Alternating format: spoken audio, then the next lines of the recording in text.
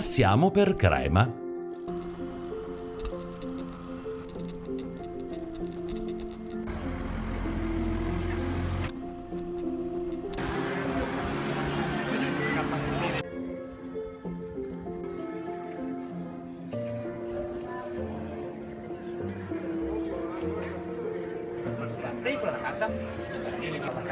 Sarai tu.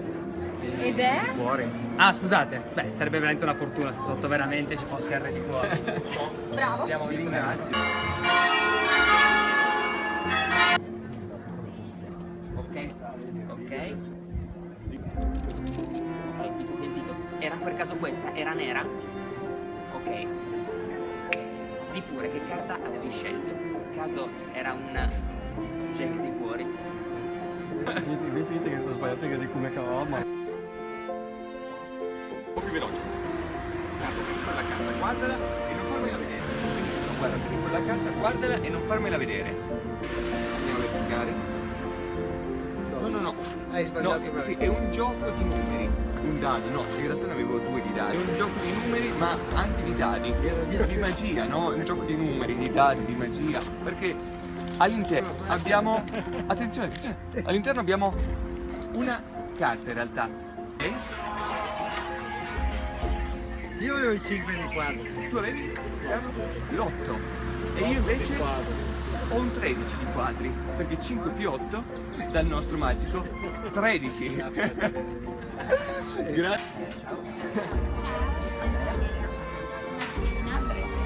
Vi chiedo di pensare a una carta. 3 di cuori, per il cuore, ok? Cosa significa? Significa il 3 di cuori con poi l'acqua dentro. Controllatore che si va dentro. Nel 2015 la giovane Gaia Rossi è stata proclamata campionessa italiana di magia. Abbiamo fatto una chiacchierata con lei. Oggi è il 14 giugno, ci troviamo con Gaia, campionessa italiana del 2015. Quindi la domanda che ci poniamo un po' tutti, ma chi è Gaia Rossi? Allora, Gaia Elisa Rossi è una ragazzina di 13 anni che è nata a Torino e vive a Torino. E fin da piccoli i genitori, che sono dei prestigiatori per hobby, le hanno messe in una scatola di giochi di prestigio di Sarone che le fungeva un po' da box. Quindi quando poi i genitori, la mamma le ha chiesto se volesse fare l'attrice perché aveva studiato teatro e il padre se volesse essere una ballerina in quanto aveva studiato danza, e lei disse che voleva fare magia, e quindi poi da lì ha incominciato a studiare molto. Mi sono iscritta al Circolo Amici della Magia di Torino, che frequento tuttora, e poi ho partecipato appunto a Parma alle finali dei campionati italiani di voce. E poi ho vinto e sono la più giovane ad essersi aggiudicata il premio e Beh, io direi che sono un sacco di medaglie portate a casa. Beh, Che cosa hai provato quando ti hanno annunciato campionessa italiana, contando la tua giovane età? ero rimasto un attimo lì, tipo a questo livello, dire ok, vinto.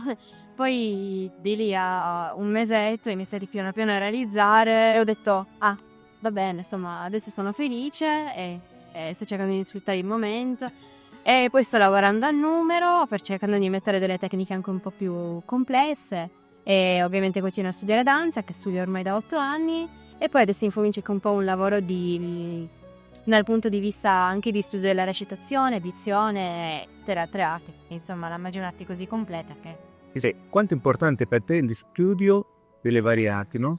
Ma per me è importante innanzitutto lo studio in generale. La magia inizia sui banchi di scuola, nel senso che è un'arte così completa che bisogna imparare a studiare magia studiando tutto quello che non è magia. Quindi per esempio ci sono molti maghi appunto che dicono imparate a studiare a suonare uno strumento. Io per esempio in questo periodo mi sono messa lì e sto imparando piano piano a suonare il pianoforte. E poi adesso con mia madre che si è laureata a Teatro Stabile di Genova, sto iniziando a vedere già qualche regola di dizione, inizio da un bel po' di tempo, e poi piano piano inizio a leggere, interessarmi. Qual è la definizione di magia per te? Secondo me la magia è una cosa semplice. Adesso io faccio la terza media, quindi insomma, però ho studiato e mi hanno detto che per i Pascoli la poesia era fatta di piccole cose, era un po' come vedere il mondo dagli occhi di un bambino, quindi vedere un piccolo fiorellino che non notano tutti, oppure vedere un raggio di luce filtrare tra il furbiscolo che filtra da una finestra. E quindi quando appunto io ero bambina e vedevo i miei genitori provare, insomma, lì la magia mi ha così affascinato che me ne sono innamorato. E hai per caso un altro ricordo, un ricordo particolare che è appunto legato alla magia, che è puro indelebile? È un ricordo secondo me neanche tanto lontano e devo dire che quando ho partecipato appunto ai campionati italiani di magia durante la finale, penso che quello sia stato il più bel spettacolo che io abbiamo mai fatto, non tanto dal punto di vista tecnico, cioè me lo sono proprio sentita in quel momento e c'è stato un feeling con il pubblico e mi sono sentita come se fossi un po' arrivata, non lo so, al cuore delle persone. C'ero io sul palco e sentivo che lo riempivo tutto, c'era tutta questa platea e sembrava una cosa sola, una cosa bella che secondo me non mi dimenticherò. Molti mi chiedono ma ci sono mai dei pregiudizi? No, nel senso che io faccio magia da donna, come Billy Elliot faceva danza in un mondo di donne. La magia è sempre legata a come si vedono le cose, come le per te che cos'è la realtà? Una definizione. La realtà. Mi cancelli un po' il discorso di prima, perché secondo me la realtà è magia. Cioè, per un mago, il fatto di... Cioè, la magia è uno stile di vita. Uno quando è mago vede la realtà dagli occhi di un illusionista, appunto, e magia è tutto un giorno. Durante tutta la nostra giornata noi pensiamo con gli occhi e con la mente di un illusionista. Quindi la realtà è appunto per me, nel mio caso, è magia. Per un ballerino può essere danza, piuttosto che, insomma, dipende da quello che ci piace fare, quello che vogliamo esprimere. Dai, qual è il tuo sogno? Il mio sogno. David Copperfield ha fatto sparire la Statua della Libertà. A me mi dispiacerebbe far sparire il Colosseo, però, visto che per adesso è ancora presto, vabbè, a me piacerebbe ovviamente continuare a fare magia, però non lo so. Spero di non illudere comunque nessuno crescendo, ma per adesso io vorrei continuare a lavorare e a far vedere qualcosa alla gente, a rimanere comunque a contatto con la gente, a fare un lavoro che mi porti a stare a contatto con la gente. Quindi sì, cercare di far vedere agli altri un qualcosa, di esprimere quella che sei. Yes. Magici poi vai?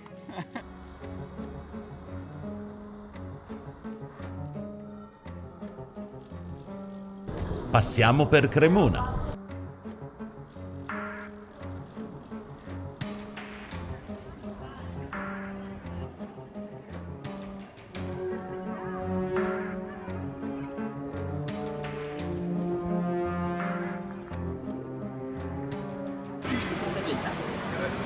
Le di fiori, perfetto, sì.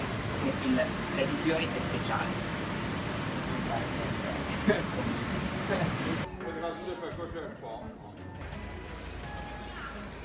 Cioè ne penso Pescano, se non ce l'hai a questo punto, sì.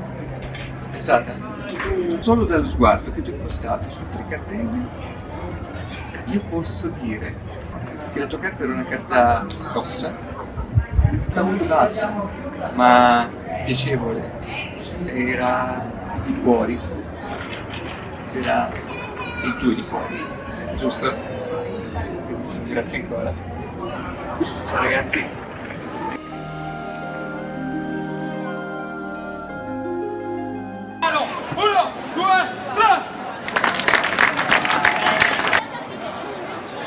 Ma ti dico,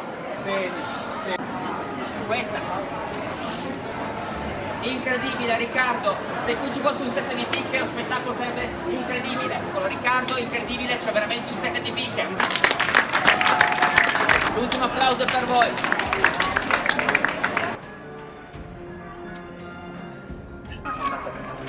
Vorrei che 1, 2, 3, vai. Torna.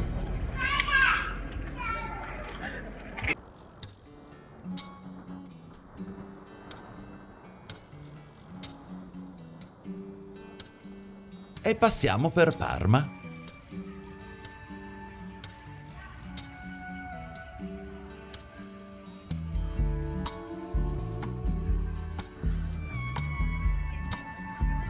Quante lettere altre? 5. 1, 2, 3, 4, 5 carte, ok? Adesso vediamo che carta c'è qui. C'è un fiore. Ok. Ti piace? Sì. Ok, perfetto. Allora, facciamo così. Tra voi, dimmi pure un numero, quello che vuoi dire. Qualsiasi. 13. 13. Adesso contro 13 carte, va bene? E qui c'è un 4 di cuori. Va bene? Dice, vedi, qui prende voi il cartoncino. Voi fumate con un accendino.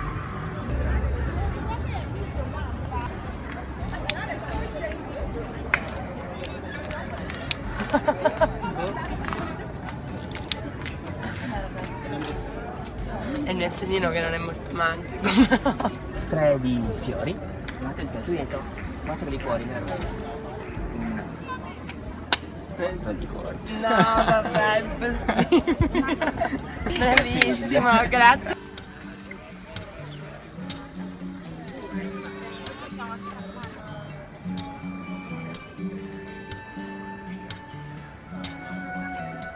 Credere in qualcosa. Adesso ho preso due elastici. Adesso ti chiedo di pizzicare questi due. Con l'elastico tanto, vediamo. Voglio che ci credi veramente tanto. È una cosa molto strana perché giustamente lo giro ancora. Ok, molla. Bravo. Così. Questo è il modo giusto.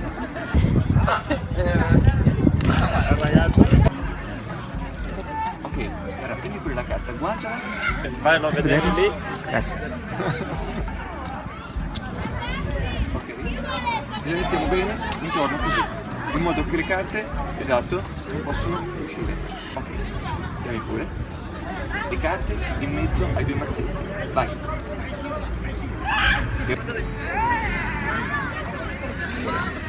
Potrebbe essere l'ultima donna di cuori. Solo una carta è uscita. Ed è A Parma siamo arrivati carichi per fare Street Magic, grazie anche all'energia di un altro grande mago, vincitore in passato del FISM, che si era reso disponibile per fare una chiacchierata. Alexander. Sì, poi voi toglierete l'inito quando io mi sistemo. Sì. Che poi al di là dell'abilità che ci deve essere, proprio la trovata, come in magia. Fare dei giochi ormai, senza pace tutti, ma su YouTube vedono quella pippa dai, guarda che abbiamo fatto. Allora è semplice, fortunatamente, nel senso che ai tempi miei era proprio difficile trovare come farli, trovare la soluzione.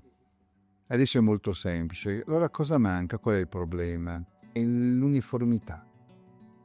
Che quando va di moda qualcosa, tutti si puffano, la gran massa, non tutti, si puffano su quello e hanno un unico scopo, di svilirla ed ammazzarla, perché quando mangi i dolci che sono buoni, quando mangi i dolci, beh basta, adesso datemi dell'insalata, dei chiazzi. E guarda il mentalismo, no? Il mentalismo è una cosa che nasce con me in Italia, anni 76 il Domenicali fece solo mentalismo, nessuno ha mai visto mentalismo. Non che non ci fossero mentalisti, Otto della Balatta, che era un mago, lui volevo bene, è un vecchio signore, però c'era un entusiasmo anche perché ero più giovane, notevole, e lui era forse stato il primo mentalista italiano veramente. Come lui io quando avevo 14 anni ne avevo quasi 80, quindi capite che quando io a 24 ho cominciato da Menicain e ho scelto di fare solo mentalismo, perché dato che prima di me c'era Silvan, non potevo fare altre quelle cose lì, se no diventavo il Silvan dei poveri, non è interessante. Devo fare veramente qualcos'altro. Il pubblico ha detto proprio questo, la novità del linguaggio, non solo cosa dici, ma il come dirlo e come strutturarlo, che è un po' il lavoro che facevano nell'antica Grecia, Gorgio Valentini, tutta questa gente qua. Cioè, tu dai potenza a ciò che fai, strutturando in maniera diversa il discorso, enfatizzando, studiando il paraverbale, come lo dici, le pause, i tempi, che non è solo il fatto attoriale, è ancora un'altra cosa, le coloriture. E tutto questo è venuto molto comodo ora che mi occupo molto di ipnosi, perché lì veramente la differenza lo fa quello. Tu dici le stesse cose di un altro, lo script, ma con te funziona, con l'altro no. Quindi c'è un motivo che non consiste in ciò che dice, ma in come lo dici, come l'hai portato lì fino a quel momento, quando poi glielo dice, che è tutto un gioco. E questo è stupendo, sei entrato in questo mondo, è magico. Io trovo che nella magia la cosa più magica per me, la più magica e la più congeniale a me è il mentalismo, specialmente negli ultimi 20 anni, forse 15, proprio perché tu con la parola crei realtà nella mente degli altri che ti guardano, quindi il fatto che tu stia parlando, secondo come lo dici, crea altre realtà virtuali nella mente della gente. Il mio desiderio è capire dove sono capitato, il più possibile, non lo capirò mai, lo so bene, ma avvicinarmi il più possibile, anche se non mi avvicino, già il fatto di cercarlo è bellissimo, riempie già la vita, dà già un senso alla vita che non ha tanti sensi. Beh, siamo qua a Torino con Alexander. Chi è Alexander? Beh, io sono uno che è un tipo curioso. Io vado a scuola dei gesuiti e il destino vuole che due miei insegnanti, penso, siano due illusionisti per diletto. Uno è un prete, che si chiama Padre Navone, che adesso fa il missionario in Madagascar, e l'altro, un altro mio professore, che è un laico, e fanno vedere ogni tanto in classe qualcosa. Sono molto incuriosito, ma ero molto timido all'epoca, forse lo sono ancora adesso, non nascondo meglio, non lo so. Finché poi mi sono fatto coraggio, l'ho chiesto, uno di questi, Buffa di Perrero, ed è scritto quello che è il circolo vostro oggi, ma allora si chiama diversamente, è una sede molto carina, in via Freius. Io avevo 11 anni e mia madre mi porta, perché io non resistevo più, e questa sede che era un'ex officina del signor Traverso. Poi io vado lì, ragazzi, 11 anni, praticamente cosa vedo in questa officina con i muri ricoperti di manifesti coloratissimi? Vedo il presidente Traverso, che esce fuori con una gabbia con un canarino, allora non sapevo così.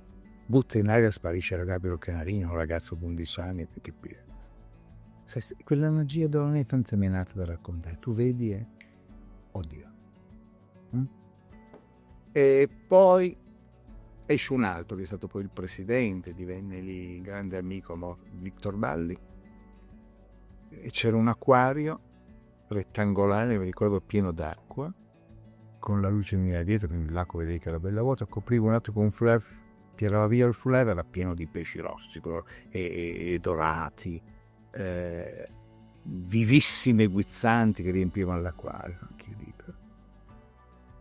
Poi lo rividi lì, visto da Balli, gli anelli cinesi, con 12 anelli, mi ricordo più. Poi te li davi in mano per ecco.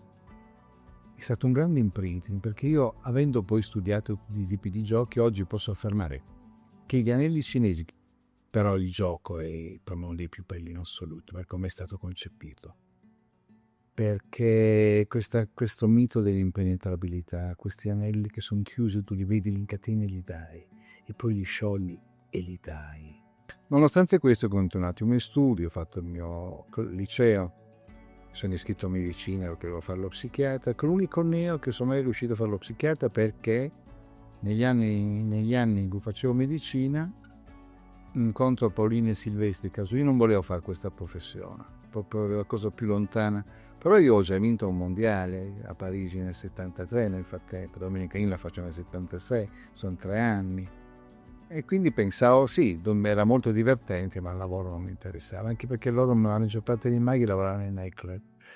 Però ho sempre trovato un po' triste quella vita lì, di lavorare in un posto dove la gente va in fondo per vedere le donne che si spogliano e tu sei lì, ma se non sei qui c'è un altro, non è solo lì per te, tu sei lì accidentalmente, e poi se sei bravo chiaro ti guarda. E io l'ho fatta quella gavetta lì, quando c'erano le vacanze estive io lavoravo nei night per 2 mesi all'anno, forse per fortuna. È un numero che era molto pagato, perché avendo vinto prima il Bustelli, poi il mondiale eccetera, se ne era parlato, e quindi gli impresari cercavano, era pagato molto bene.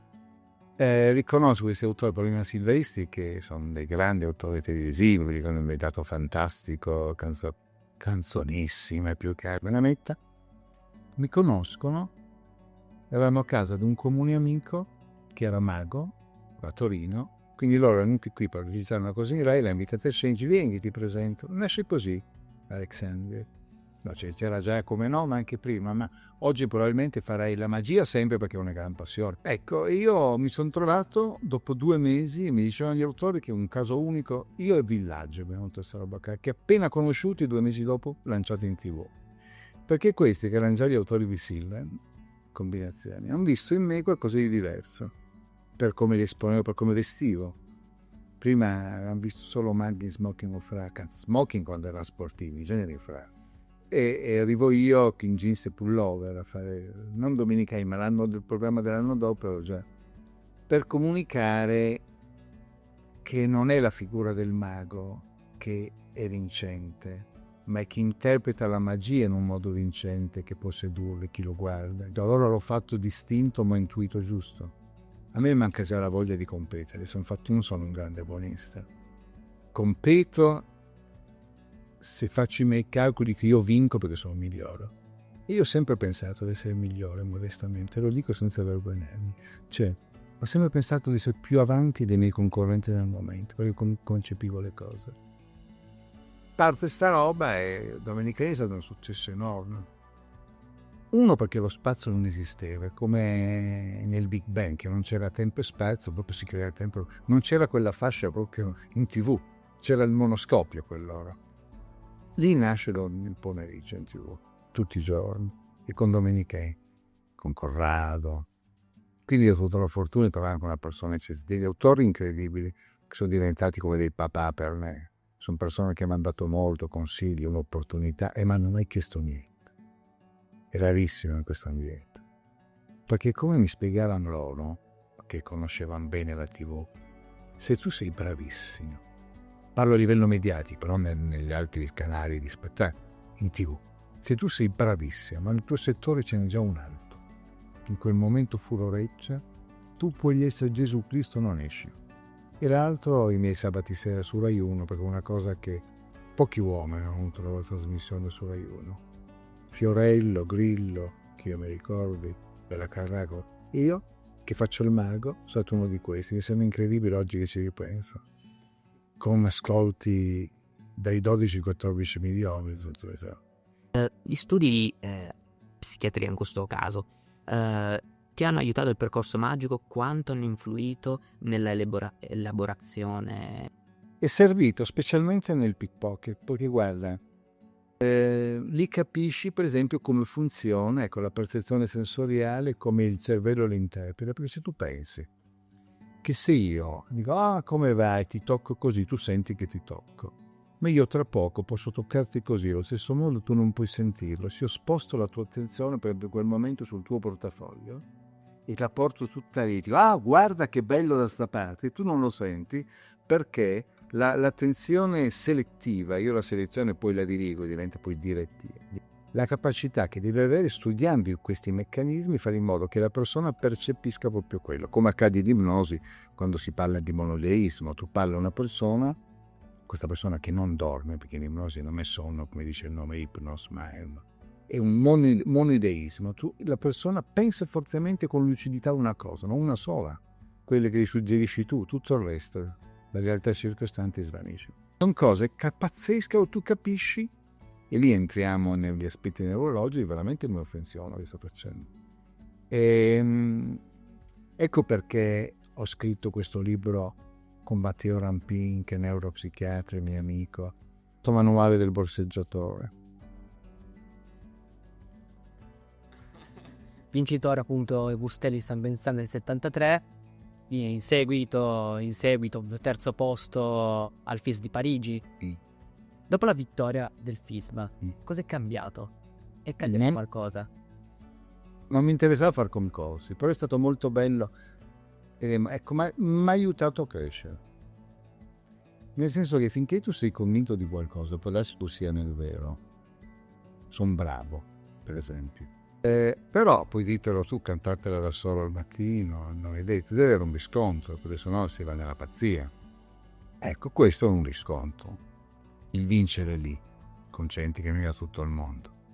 È stato Denis Moroso, che ha vinto il mondiale con Lucan Prima, che avrei sempre voluto conoscerlo, che poi si ritirò e faceva il professore, faceva l'insegnante e ho voluto uscire, ma l'ho capito, c'è meditazione, comincio molto a capire quelle scelte, da giovane non capivo, ma perché questo si ritira? E lui faceva un XX secolo originalissimo, ma come bella pulizia dei movimenti, la grazia non moscia, sono tutti questi gesti un po' così, a me proprio cioè muovati, prendi una roba, la prendi e la metti lì, non hai da fare. Poi poi c'è l'aspetto concettuale, il movimento deve essere nome essenziale. Invece ho detto no, un coso di ricerche, quando il mio amico Boncompagni mi diceva, ecco, a me piace l'inutile. Allora ho capito, prima ho detto, ma come invece? Poi ho capito la super intelligenza, Boncompagni è molto intelligente, è una scelta estetica, tu scegli il nulla, come il retore, che non gli interessa il messaggio che porta, gli interessa come te lo dice per convincerti. Quindi scegli qual è la priorità e sposi quello. Ecco lui. E quindi questo che fa tutte queste cose che servono a un tubo, rispetto alla scelta, dico se è una scelta estetica, gli piace. Dove va a finire? Niente, il nostro delle cartine ha fatto vedere che sei brava. La domanda qual era? Se era cambiato qualcosa, ma... Ecco, no, la consapevolezza che è importante, questo sì. C'è un episodio che mi viene in mente che è stato un po' la svolta della mia vita, ma molto prima non c'entra la magia, ma far capire perché le esperienze ti cambiano. Quindi, ma alcune ti cambiano dentro. Io ero abbastanza insicuro, ma come i ragazzi, no? Facevo le medie. Allora, a Carnevale non andavano nelle giostre dove vanno adesso da Pederi, andavano in Piazza Vittoria. Però ero timido, mi sono mai messo in costume. Fuorché un anno che mia madre mi ha costretto un vestito da indiano, con le piume. Già lo prelevavo. Io mi vergognavo, quindi per fare la cazzo dove cadere. Insomma, vado alle giostre. E mi ricordo che c'era un gioco dove c'erano specie... in mezzo a tanti flipper, messi uno a cerchio con chi gestiva la giostra del noise. E in ciascuno c'era un cannoncino, un cannone che aveva delle palle di metallo e c'erano dei birilli come quelli del bowling, messi in questa posizione così, a triangolo. E bisognava batterli tutti, nessuno ci riusciva. Allora io ho guardato, ho sparato una volta e me ne è rimasto in piedi uno. Ho capito che non c'era nessun modo se tu miravi a settori. E ho capito che l'unico modo con due palle era mirare gli spazi vuoti. Perché negli spazi vuoti passava la palla. Ma dato che erano messi da così a triangoli, qui io sparavo col cannone, non era elettronico, sparavi materialmente. Ma lì per così ragazzi, dico, beh sì, è un gioco, no, ma non un videogame era. Messi in prospettiva, lo spazio c'è da stringere quando giochi a calcio, che sei di là la porta è più stretta e sei frontale più larga per chi calcia. Quindi io sparando una palla in uno spazio vuoto, una buona mira che avevo, e l'altra nell'altro, li abbattevo tutti in 2 colpi. Ed gli altri non capivano come li abbattevo e continuavo a vincere Rossetti. E dato che gli altri avevano dei 20, 30, anche 40, io sono tornato a casa felice perché cosa ho capito? Che rispetto a quelli, per quella cavolata lì, io avevo una marcia in più. E questo mi ha dato consapevolezza, ancora più di vincere quel premio al mondiale. Questo per i maghi, che vogliono capire un po' perché funzionano, dicevo loro, questo libro di Stephen McMick, che si chiama I trucchi della mente, vi fa capire perché funzionano le nostre gabole. Che noi sappiamo alcune tecniche per legare l'attenzione, l'immiseration, eccetera, sono importantissime. Ce ne sono anche altre, ma soprattutto perché a livello neurologico funzionano questo. Non sapere che funziona, solo che sia interessante capire perché funziona o perché potrebbero non funzionare facendole più o meno così, che facendo degli errori che non capiamo di fare se non sappiamo esattamente come il cervello lavora quando noi facciamo quelli. A tenere acceso questo cervello qua. Infatti sai qual era il mio più grande paura delle altre? Un giorno purtroppo sopravvivere a me stesso, che non succede, in cui o io non perda la vista e quindi non possa... No, non voglio anche per esempio, adesso mi tocco, sembra di portare... No, niente. No, e non poter avere la mente vigile per poter essere speculante, per riuscire a capire cosa succede. Se no... Hai una definizione personale di magia? Ecco, io ce l'ho non chiamandola magia. La magia... per me, se devo usare magia, allora la uso più nel termine in cui era concepita nel Rinascimento, nel senso del mago come demiurgo, del mago come creatore, del mago alchimista, del mago che mette insieme il macrocosmo e il microcosmo, il mago che è un iometro a 2 dimensioni. Mettila così, il mago intendendola non fosse svilente la divino Telma, quello è il mago. Invece l'illusionista, che è una figura diversa, ma è bellissimo l'illusionista, perché è il creatore di illusione, è il facitore di illusione, quello che ti porta a una realtà alternativa, probabilmente fallace, e tu la confronti in una realtà quotidiana e tu dici, ma qui c'è così, il vaso lo lascia cadere e cade giù. Questo lo lascia cadere e sta su. Ecco, l'illusionista. Mi piace il termine illusionista. Anche prestigiatore non mi piace, illusionante. Poi ancora quegli prestidigitatore, che erano barbara. Perché viene dal latino prestigiator, quindi prestigiatore. Prestidigitatore, un francesismo. Ancora lo usavano questo. Non è presto digito come io quando nel prestidigitatore dico niente, chiaro, dice quel che vuoi, però alla fine dico Dio mio, come quando sento dire, ormai è entrato un linguaggio comune, quando sento dire concretizzare. Ecco, vorrei concretizzare quest'idea, mi viene la pelle d'oca. Il termine concretare, rendere concreto. Io concreto questo mio. Qui ringrazio Padre Morra, il mio insegnante, che ci contesta sta roba. Però concretizzare, sentivo concretizzare, vai a vedere sul dizionario. Però poi la lingua è evolutiva, quindi è entrato nel comune, ma concretizzare in sé era sbagliato. Ma resta una barbarità, perché vuol dire fare con il vasaio, che come la creta ha un'idea di un vaso, e la concreta, con la creta lo fa diventare vero. L'ho concretata, non concretizzata. Da lì viene. E quindi prestidigitatore, per tornare, è dello stesso livello di concretizzare. Il reale. Che cos'è per te il reale o il concetto di realtà? Cos'è la realtà? È sempre più difficile per me capire, anche per i testi neurologici, che cos'è, perché non sono convinto che ci sia una realtà. Quando noi portiamo l'attenzione su qualcosa, in effetti costringiamo la natura a prendere una decisione. Questo orologio è lì, o tra le centinaia possibili posizioni lì, là. Nel momento in cui io lo guardo, scelgo la natura e lo metto al polso di Andrea. Ecco, allora questa realtà cos'è? È un'infinita possibilità. È meravigliosa la realtà interpretata dalla meccanica quantistica. Quando tu vedi un film come Matrix, se pensiamo, pensate che che bel rosso invece qua, guarda che bel bianco, guarda questo blu, carta da zucchero. Queste robe non esistono, colori non esistono. E quindi di cosa stiamo parlando? Qual è questa realtà? Ma già Spinoza, il filosofo, queste sono etichette che il nostro cervello mette alle cose per distinguerle, catalogarle, abbiamo bisogno di questo. Non esistono i colori. E più una realtà forse perché ne sono alla vista, ma forse più simile è proprio quella di Matrix, quel colore uniforme tra il verde e il non. E quindi la realtà non c'è. C'è.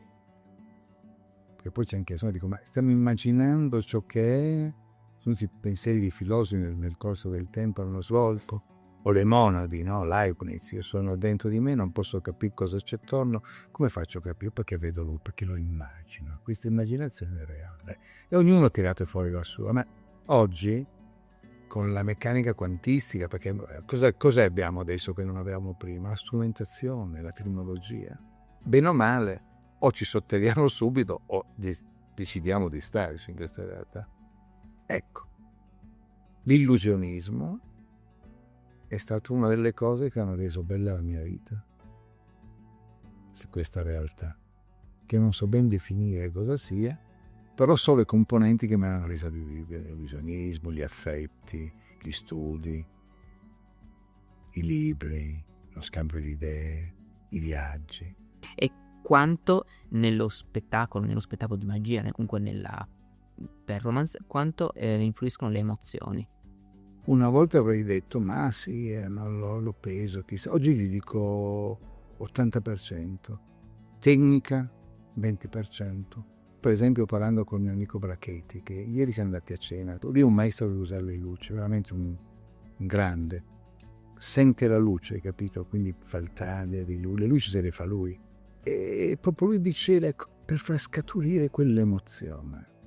Lui ha capito molto prima di me questo discorso, io sono arrivato un po' dopo, ma l'effetto, la parola, il gesto o il silenzio o quella musica che comincia a salire lì, quello crea un'emozione. E alla fine, quando la gente esce di lì, se non è il mago che ti vede con altri occhi, te, quello che gli lasci è quell'emozione. Il resto, quando tocchi il cuore o tocchi il cervello, queste sono anche emozioni più fredde che però sono pienamente intellettuali, ma sono emozioni. Hai un ricordo legato alla magia? Quando ho conosciuto uno sciamano in Colombia che mi ha portato da questo signore perché io avevo un ginocchio, questo qua, quel problema della seduta, la gonfiata, faceva un male buono, non riuscivo a camminare, dovevo lavorare. Mi hanno portato da questo signore, quindi in una casa persa in un bosco, e vedevo giù questo che saliva dalla collina con un poncio, dico messicano, che mi è venuto a me, mi ha guardato, e questo mi ha guarito il ginocchio. E io che ho studiato medicina d'altro, ho detto, ma come fa questo? Che mi ha messo le mani lì, con del burro, quella del burro, salito su con del burro. Sono questa. E un po' la magia, come prima accennavo al mago rinascimentale, no? Allora magia, filosofia, erano tutte unite, era un'unica cosa. Poi sono separate e specializzate. Astrologia, astronomia erano tutt'uno, no? Poi... ce ne siamo raccontate da tutte. Lui sta dormendo, lui l'abbiamo perso a metà. No, perché è crollato in un sonno. No, di aver raccontata tutta. È caduto, lo dico a voi, è caduto in un sonno proprio, non neanche ipnotico. Con scherzo, Conoscere prima cosa c'è della posizione base per iniziare. Dimmi stop quando vuoi. Stop. Guarda, falla vedere quella qui.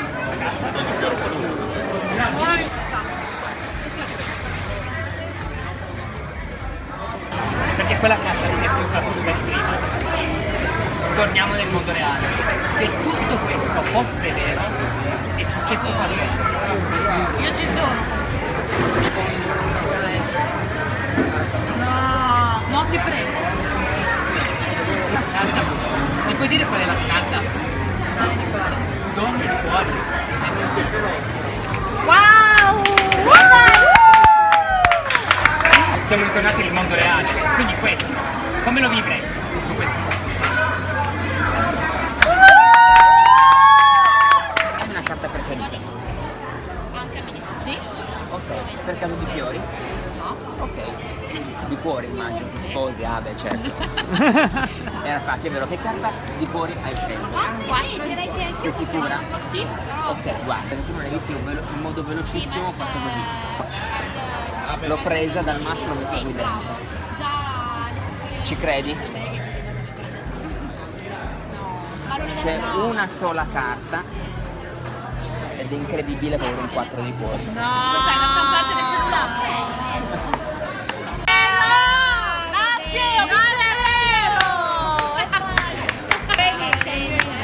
Guarda, quando vuoi, io vengo.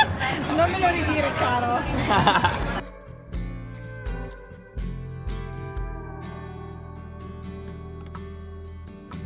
Oggi data? Oggi qua abbiamo perso la data, ormai dovrebbe essere il 28 di giugno, abbiamo perso una persona, abbiamo perso un astronauta. La sonda. Abbiamo trovato la sonda. Cosa è successo prima? È successo un piccolo tornado di circa 5-10 minuti che ha distrutto tutto quello che c'era attorno. Abbiamo fatto appena in tempo a mettere tutto dentro il nostro mezzo e a non essere travolti da questa ondata di fanghiglia. Sono lavato le ciabatte, vera figata. Attenzione, Carlo sta chiamando. Oddio. Ha piegato.